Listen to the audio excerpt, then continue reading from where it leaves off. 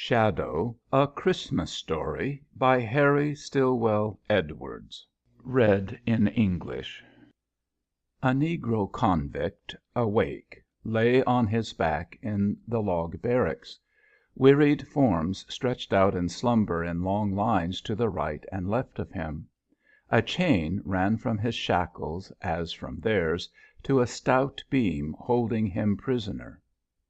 He was only a boy when the shackles were riveted on his ankles, his crime an error born of ignorance and lack of moral training. 6 years had passed since, dazed and terrified, he had been led from the court house, and at 20 he still owed the state of Alabama 14 years of servitude. Life for him had been fierce and full of agony. Down in the black darkness of coal mines he had labored until accident made him useless and gave him back to daylight and the great green world above. Life then settled into the dull routine of the camp and a hostler's duties, the darkness behind him a nightmare, the days of his lost freedom a dream. The freedom to come was too far away for his imagination to compass. From the right and left of him came the deep breathing of tired men. Sleep with the convict is rest in the full and perfect significance of the word, and he plunges into it after his coarse evening meal as into a tide. That which kept the boy awake was necessarily something novel. It was not pain.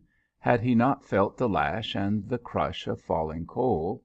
Nor sorrow, for behind him, among the far-away Georgia hills, was a cabin about which as a child he had played, as all children play, and the sad, undying memory of it shut out all other sorrows. Nor was it a mere yearning for freedom. That had long since given place to dull, unlifting despair. All these, sorrow, pain, and despair, had been the companions of his solitude in many a night of gloom, keeping watch as he slept. The strange new companion of his solitude, from whose divine presence this night all others withdrew, was hope. As he lay, the darkness fell away beyond the radiance of his visitor, and 3 faces shone out as clearly as the white cloudlets in the blue of summer skies. Sunshine, Moonbeam, and Starlight stood by his side. Sunshine, Moonbeam, and Starlight. When all the branches and departments of the state government refugeed into the highlands away from the fever and beyond the vexations of quarantine, the convicts came to Wetumpka. And on days when the prison commissioner came to inspect the camp, with him were the 3, each less than a dozen years of age, and Sunshine was the youngest of them all. "Take care of them, Shadow," he said to the hostler convict, and the black boy, with the memory of his own white folks far away filling his heart with joy, took care of them proudly and gratefully. 6 years had passed since he had looked on childhood. Take care of them? Aye, if necessary, he would lay down his life for them. Instead, he rigged up swings of plough lines, marked off hopscotch diagrams for their little feet, and taught them how to ride on the back of a superannuated mule. He filled their hours with excitement and pleasure, and when they wearied of exercise, lying in the shade of a great oak, he touched their hearts with the story of his misfortunes. He drew for them graphic pictures of his terrible life in the coal mines, of the men who work where eternal darkness reigns, and the accidents in which lives go out like the light of snuffed candles.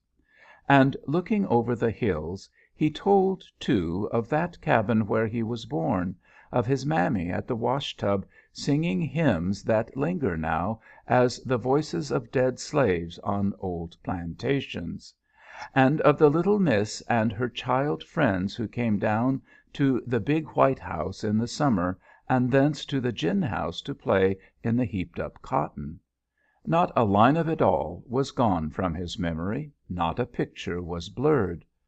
And Sunshine, Moonbeam, and Starlight, touched by the divine pity which is eloquent in the hearts of women old and young, looked into the sad black face of their friend. "Good bye, Shadow," they said, when the quarantine was lifted and they had come for the last time. "Good bye. We are going to get you out by Christmas. Only you must promise to be good always. Will you?" And Shadow, with tears on his cheeks from eyes long dry, pledged himself before the good God looking down on them, his messengers, to be perfect for ever and for ever. And the memory of it all filled the darkness with a flood of beauty, as though Sunshine, Moonbeam, and Starlight were indeed by his side. Not for a moment had he doubted them. So Hope furled her wings above him on Christmas Eve, and he lay waiting with wide-opened eyes. Sunshine, Moonbeam, and Starlight, where were they? The floor vibrated under the convict's head, a lantern flashed, and a guard stood over him. One word broke the silence, one word, his own name, Shadow. It was the day before Christmas, and nothing had been accomplished for Shadow. Freeing a convict was not the trivial matter imagined.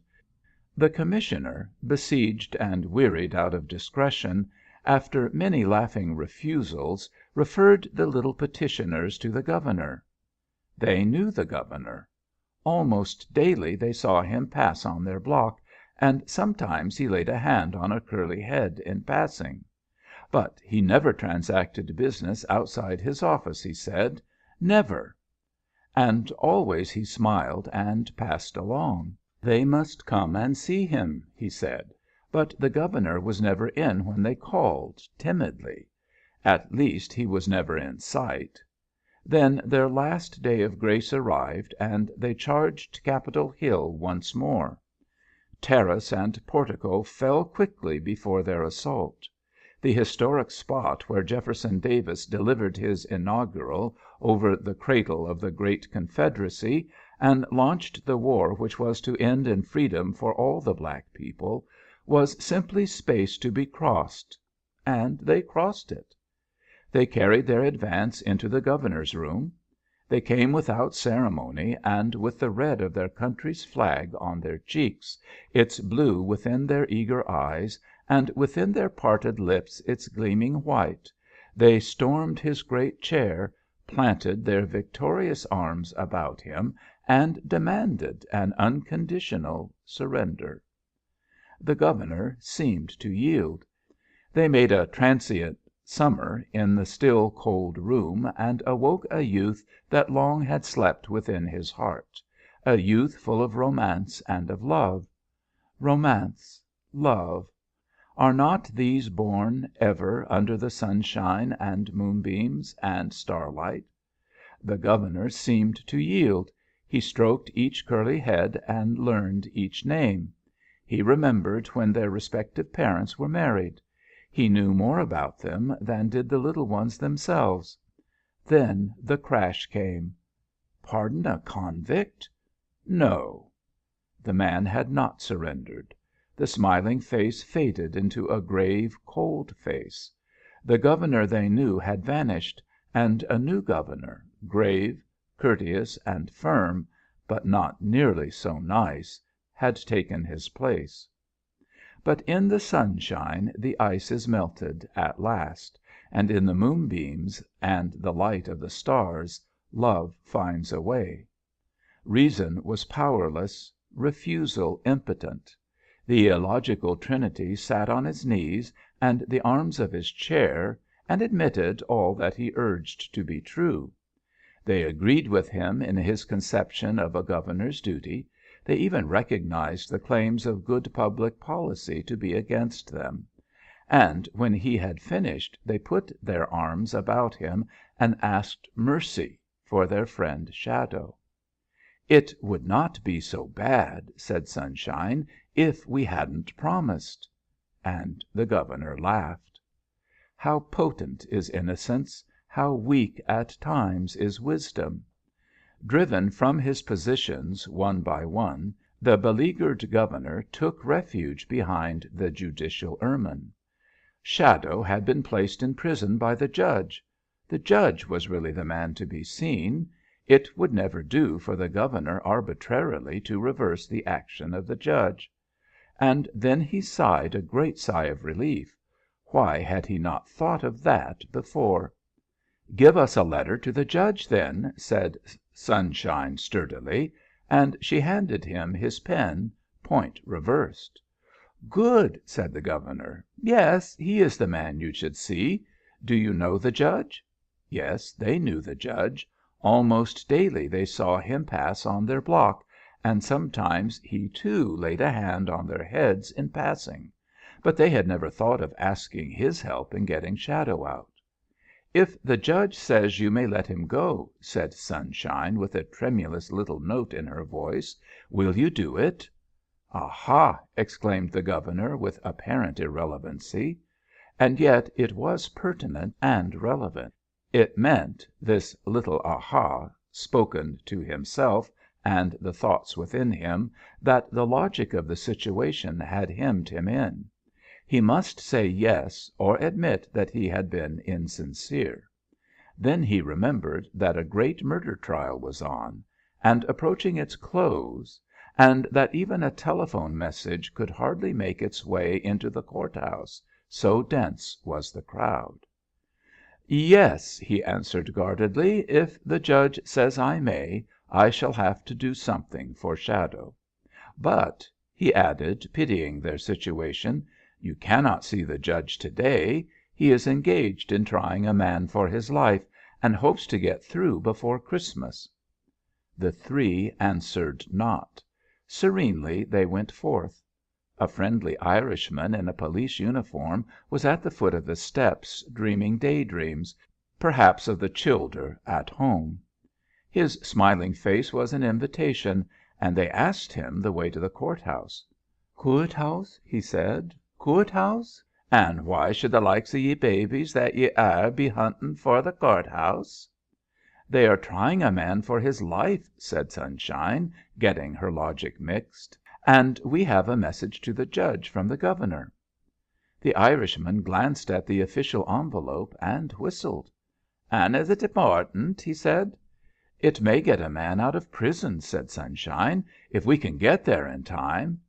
"It's get there in time ye will," said the Irishman, "if I have to carry the last darlin' of ye in me arms and on me head. Come along wi' me."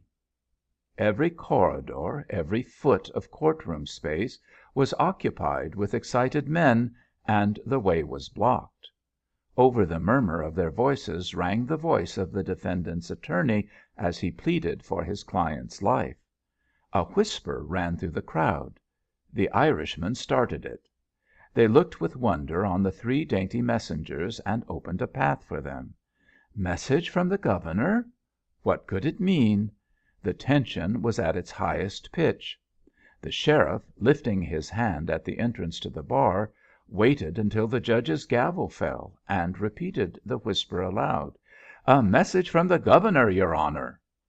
And up the aisle trudged the children, while a strange silence settled over the great throng, and in open contempt of court they climbed up to the Judge and presented their credentials, all talking while the bewildered official read the message. A smile dawned on his stern face, which echoed in silence from the crowd, if such things can be, while he wiped his glasses. "Suspend for 5 minutes," he said to the lawyer who had been speaking. The lawyer suspended willingly, and his unchanging gaze fixed on the children, kept the eyes of every juror riveted there. With the children by his side, the Judge examined a record handed up by the clerk. "And did the Governor send you to me with the note?" he asked as he turned the pages. "Yes, sir," said Sunshine, "and he laughed, too." "Oh, he laughed, did he?" The Judge laughed, too. "I see. I see." And then he read from the record. 20 years for robbery. And he was a boy when it occurred. He shook his head. Yes, the sentence was too severe. too severe when his youth is considered. His pen swept across the Governor's note a few times. He smiled grimly. A path opened up through the throng, and sunshine, moonbeam, and starlight, fading from the scene, left justice at work in the chill and gloom.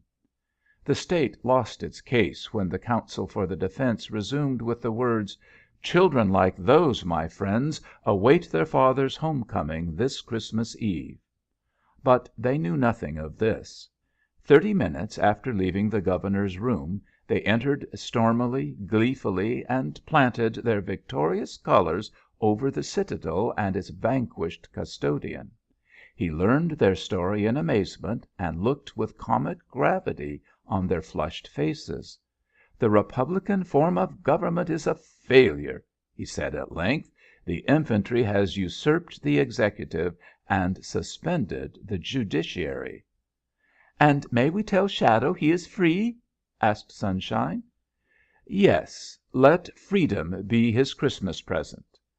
The child's eyes swam in softer light. "Write it down for me, please." Again she handed him the pen, this time point foremost, the little hand trembling with excitement. And, taking his pen, the Chief Executive wrote this, the strangest, sweetest, gentlest public document that ever issued from Alabama's capital. "Dear Sunshine, I have looked into the case of your friend Shadow from Crenshaw County, and am inclined to think that his sentence is too severe.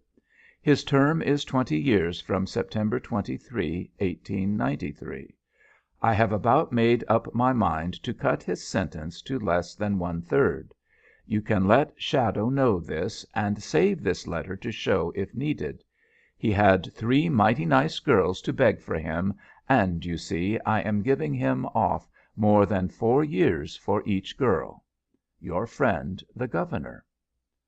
Late that night Sunshine's father succeeded in getting connection by telephone with Wetumpka, and Shadow was brought into the superintendent's office. "Do you know who this is, Shadow?" The child's voice annihilated space as it annihilated opposition. "Miss Sunshine." "Well, Shadow, the Governor says you will be free in the morning, and I am so glad." Back over the wires came a great voice shouting. It was the wordless expression of a soul whose chains had been broken asunder, and to whom the whole beautiful world came back as a Christmas gift. Was there ever such a gift? One other sound came to the listening child, the sound of a falling telephone receiver. Sunshine turned away with her eyes full of tears. The city clock rang out clearly through the night upon the first stroke of 12. Clapping her hands, she cried aloud, "It is Christmas! Shadow is free!" End of Shadow, A Christmas Story, by Harry Stillwell Edwards, read by David Wales.